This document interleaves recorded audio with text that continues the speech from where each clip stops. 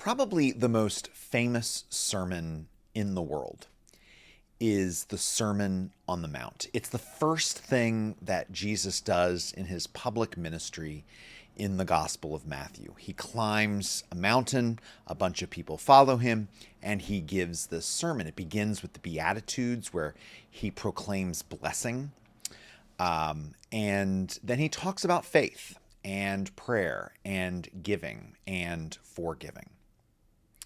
What some people probably don't know is that there is a very similar sermon in the Gospel of Luke. But this sermon is not given on a mountaintop. In fact, Luke says it was specifically Jesus came down off a mountain and went to a level place, basically a large field, and gave a sermon. So sometimes we call it the Sermon on the Plain.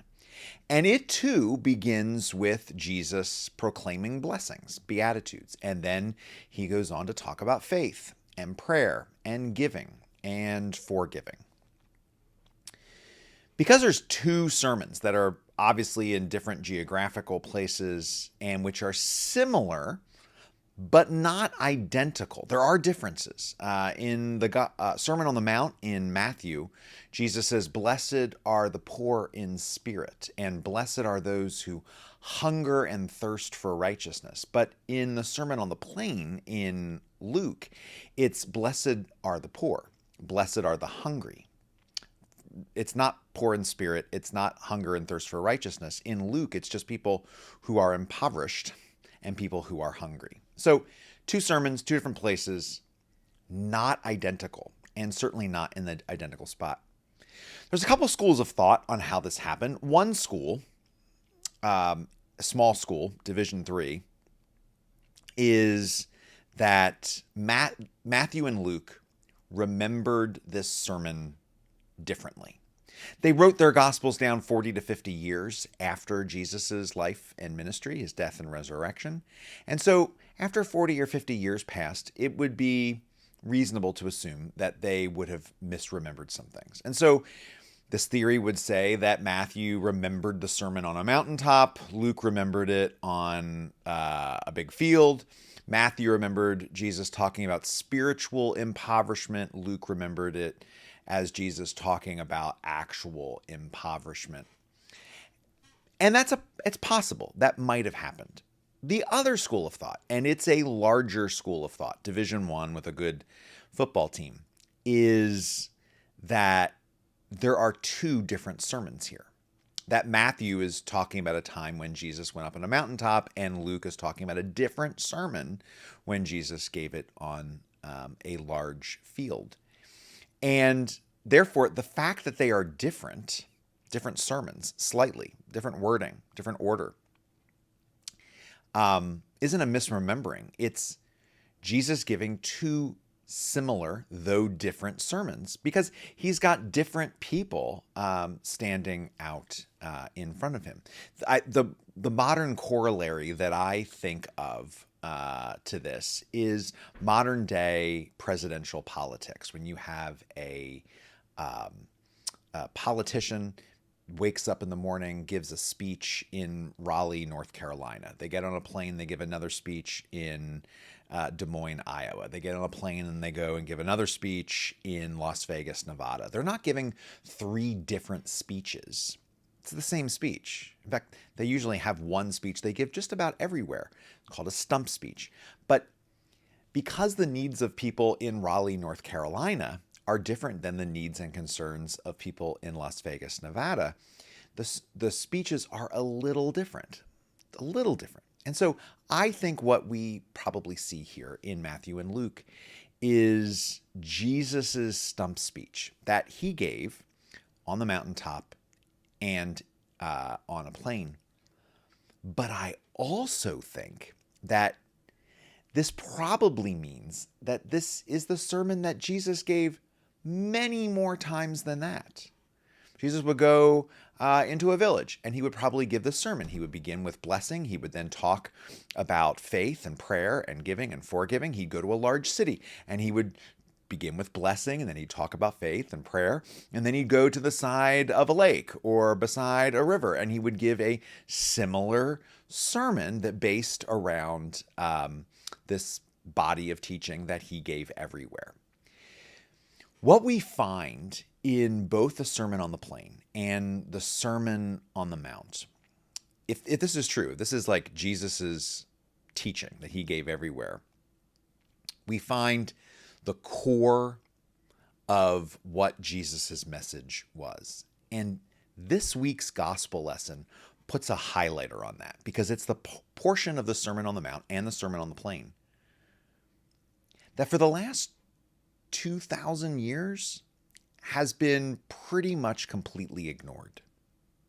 Jesus says on the mountaintop, on the plain, and probably a dozen or 100 other places, that we are to love our enemies. We are to pray for those who persecute us. We are not to judge. And the church, Western civilization as a whole, we do not place value on loving our enemies. We do not place value on praying for and wishing well on those who persecute us, those who consider us an enemy. We certainly don't value not judging other people. In fact, survey after survey, you ask young people who are not involved in the church, what do you think of the church? What do you think of Christianity?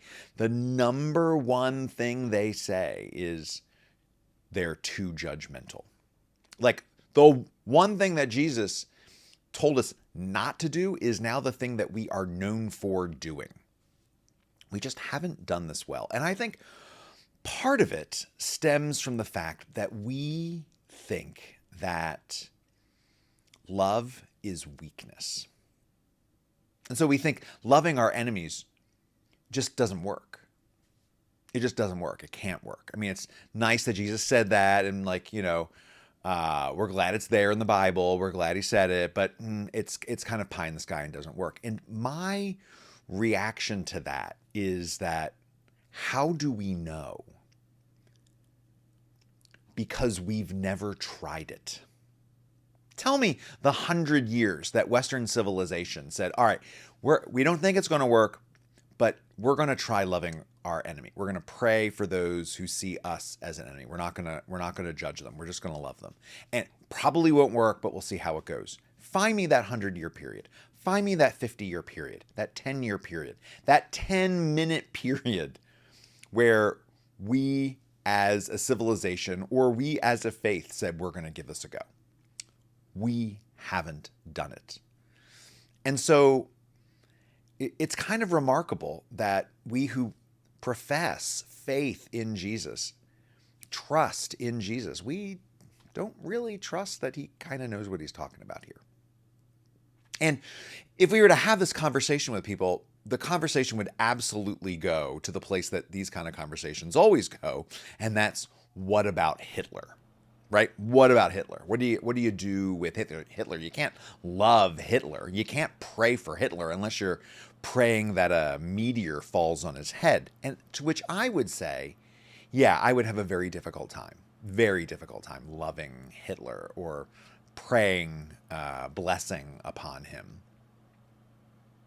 But my response to that is, would a world that was moored and driven by love and respect, would that world produce a Hitler to begin with? Does that kind of world produce a Stalin or a Mussolini to begin with? And it might,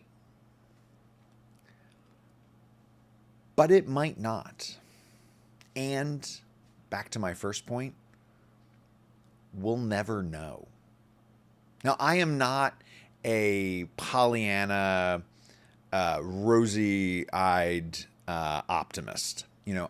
Right now, towards the end of February 2022, Russia is poised to wage war against Ukraine. I don't think that Putin's going to call up Zelensky, president of Ukraine, and say, "Hey, brother, I love you, man. Let's work this out." It's probably not going to happen.